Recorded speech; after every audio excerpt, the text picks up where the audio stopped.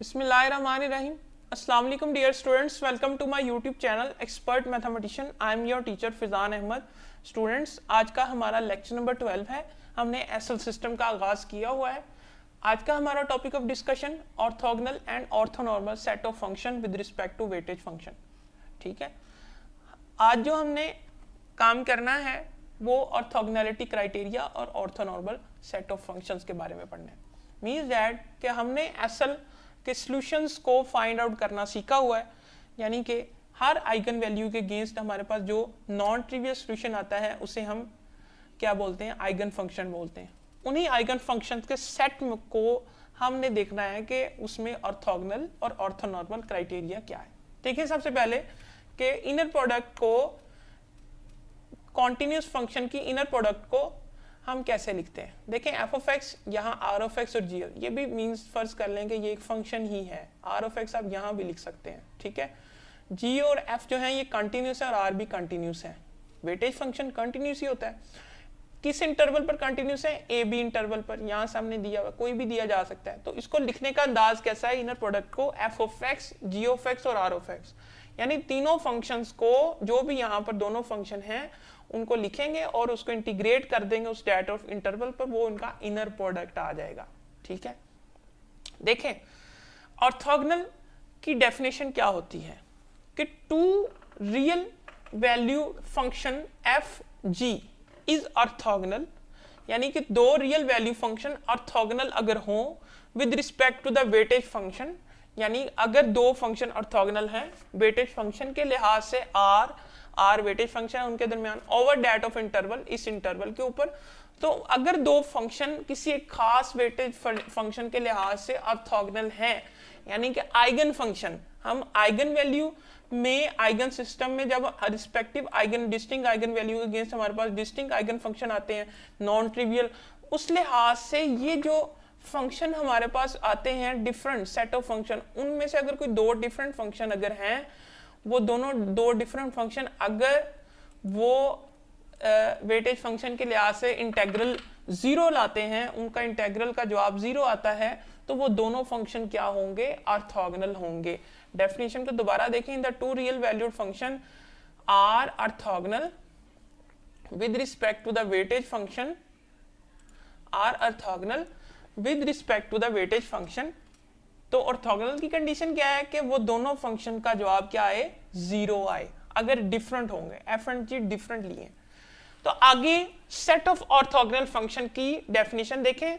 The set of orthogonal, the set of functions, ये जो functions हैं ये हमारे पास आइगन फंक्शंस हैं जो कि रिस्पेक्टिव आइगन वैल्यू के अगेंस्ट हमारे पास आए हैं।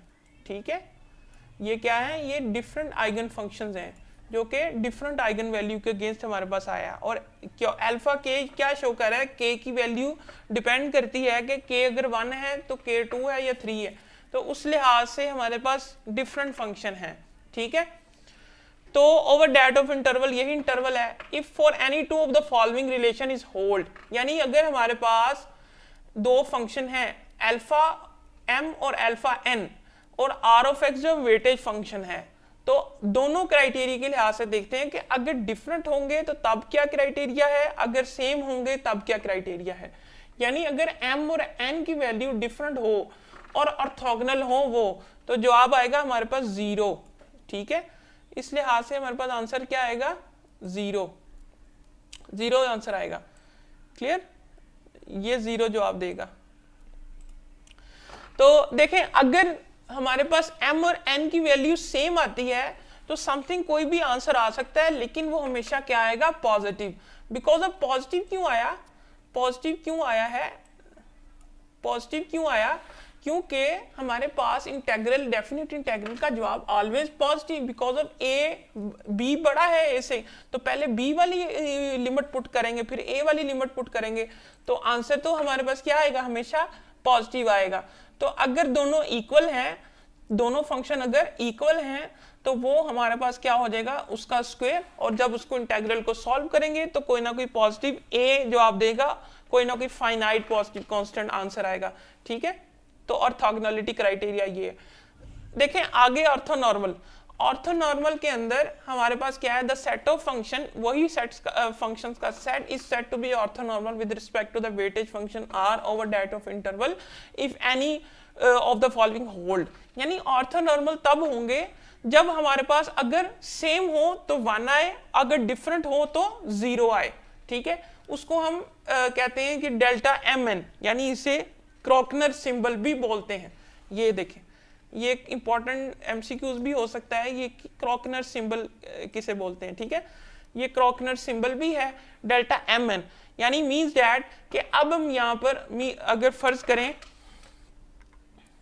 हम फर्ज करें कि हमारे पास डेल्टा एम एन की वैल्यू जो है वो क्या है, डेल्टा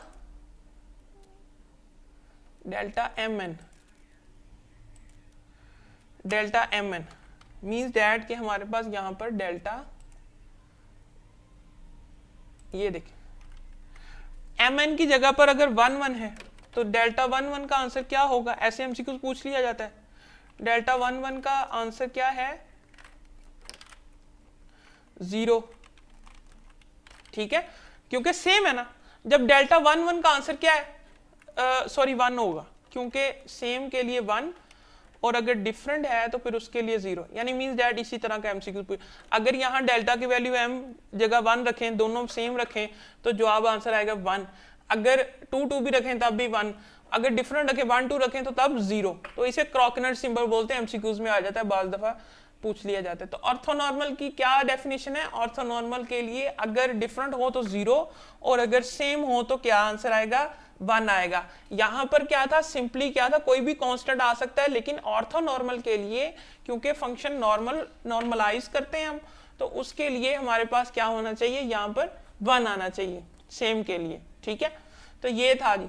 अब नेक्स्ट अगले लेक्चर के अंदर हम आगे डिस्कशन करेंगे कि हम फंक्शंस को कैसे निकालेंगे, डिफरेंट आइगन फंक्शन को रिस्पेक्टिव ऑफ आइगन वैल्यू कैसे फाइंड आउट करेंगे।